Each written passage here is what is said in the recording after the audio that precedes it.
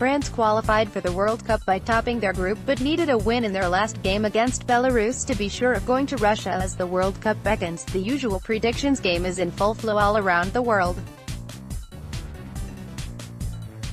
Who will win it? Who is your money on? France have one of the strongest squads in the competition, but I'm not sure that many expect them to go all the way. Head coach Didier Deschamps left big players like Alexandre Lacazette, Kingsley Coman, Adrien Rabiot and Anthony Martial at home, which shows how many options he has at his disposal. He also lost Dimitri Payet and Laurent Koscielny through injury, but their replacements, Nabil Fekir and El Rami, are not too bad either. Yet there seems to be an expectation that France will be beaten at some point in Russia, by Spain, Brazil or Germany. Despite all the talent they have, despite some clear progress between their 2014 World Cup quarter-final defeat and the Euro 2016 final, they will travel to Moscow on the 10th of June with more questions than answers. Is Deschamps the wrong coach? Does Deschamps know his best team? Does he play a formation to get the best out of them? There is a perception in France that Deschamps, as a player and manager, has always had luck on his side. However, since taking over the France team in summer 2012, his good fortune seems to have deserted him. Euro 2016 had his name written all over it. After leading France to a World Cup triumph as captain in 1998, he could have added another chapter to his legend by guiding his country to another big title on home soil. Yet, in the final against Portugal, Deschamps got it wrong, mainly being too cautious despite his team being on top. Has he lost his touch? It is a bit early to say.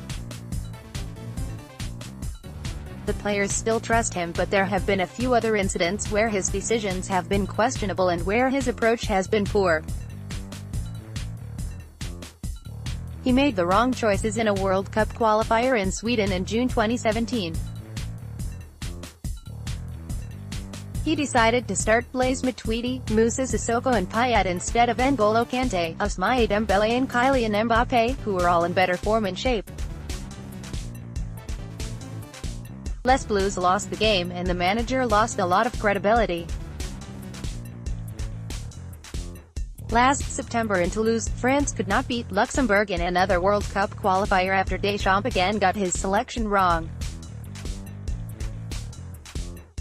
His inability to respond when Les Blues threw away a 2-0 lead at home against Colombia to lose 3-2 in a friendly in March was also concerning. "I make choices based on my analysis and my observations," he said in response to the criticism. "I take responsibilities for the players I choose." Deschamps is under contract until 2020, but he knows how important this World Cup is. France have their best squad of players since 1998, when he won it. It is time for him to deliver. Can Pogba be this generation's leader? Pogba and his French team were beaten by Portugal in the Euro 2016 final in Paris. Through the history of French football, the successful France teams have always had one outstanding on-field leader. Raymond Kopa led them to third place at the 1958 World Cup.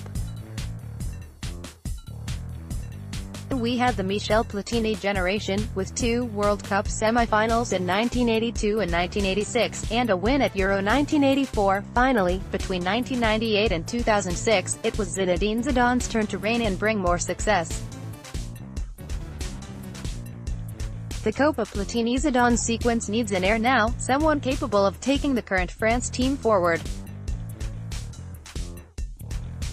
And there is only really one candidate. It is Paul Pogba's turn to be in charge, says former Arsenal winger Robert Pires, a teammate of Deschamps in 1998. He says he is ready to take the role and the responsibility. This is his time. He wants to be the boss. He is mature enough now, strong enough to do it. For France to win this World Cup, they need Pogba at his best. He will have to guide this team, the likes of Mbappé and Dembélé, to the next level. He is not the only leader. Hugo Lloris, Raphael Varane, Matuidi and Antoine Griezmann are all senior figures in this squad as well. But Pogba has to be the main man. He was named Best Young Player at the last World Cup. He has to be aiming to be named Best Player of this tournament, full stop. And what about Mbappé, who moved from Monaco to Paris Saint-Germain on loan last year, with a £166 million permanent deal set to follow? Pires thinks it is too early for the teenager, although there is little doubt the prodigy will one day take on the role. He is only 19 years old. He has plenty of time, added Pires. It is important not to put too much pressure on him. This is his first big competition. I believe he will shine on the pitch, but it will also be part of his learning curve. Leadership has been a problem for France since Zidane retired after the 2006 World Cup. You can have clever players and strong characters, but to have a real leader, on and off the pitch, is a different matter. Why has there not been progress since 2016? Deschamps, capped 102 times by France, has been in charge of Les Bleus since 2012, succeeding former teammate Laurent Blanc. 2016 was a huge heartbreak for Deschamps and his men. It was supposed to be the competition that brought France back to the top. The hopes were so high. It was theirs to grab. So the defeat in the final against Portugal was a big blow, and the hangover lasted far too long. Since 2016, this France team has not improved, even despite the emergence of wonderful talent like Dembélé, Corentin Tolisso and Mbappé. When the head coach and the players should have made sure they overcame the disappointment of 2016 and built on the positive things they did at the Euros, beating Germany, Griezmann shining, they actually crumbled. Either they took for granted that they would continue their progression, or they just underestimated the task ahead. Is it a lack of ambition?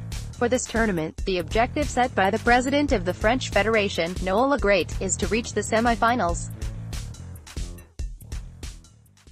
What is wrong with targeting the title? Why only think about the semis? The absence of consistency from some of the players, the key players especially, has been a problem. Tactically, Deschamps is also still searching for his best formation.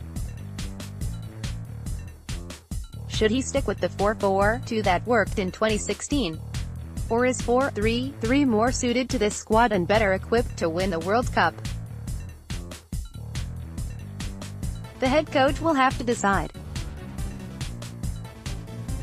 There is some proof he has moved on from 2016. He has called up only 9 players for the World Cup squad who were there in 2016: Hugo Lloris, Steve Mandanda, Samuel Umtiti, Adel Rami, Pogba, Kanté, Matuidi, Griezmann and Olivier Giroud. Whether those changes are enough, we will soon find out. Can France be inspired by the class of 1998? Many of the current crop of France players were raised on the glory of the victory in 1998. 20 years ago, on the 12th of July, France won the World Cup, on home soil, for the first time. It has been a long and sinuous road ever since, with some highs 2000, 2006 and 2016, and a lot of lows 2002, 2004, 2008, 2010. There's a sense of destiny, however, which will travel to Russia with this French squad.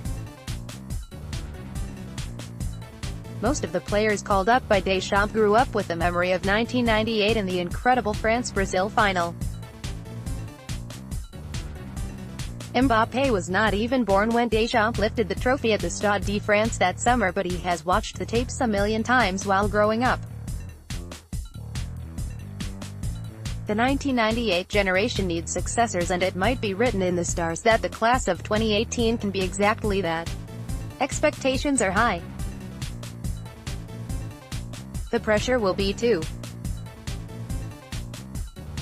It can't be a burden for this generation, said World Cup winning left-back Vicente Lizarazu. It should not be some added pressure that they have to win because we did it 20 years ago. However, if they can use it as an incentive, it could work. Didier has been there before, he has done it, and he will have a lot of advice for the players, especially the younger ones, to guide them through this process and take them as far as possible. Winning the World Cup 20 years after Zidane would be very special for Pogba in this France squad. They have issues to sort out, questions to answer, and they might not be at the top of the predictions lists right now.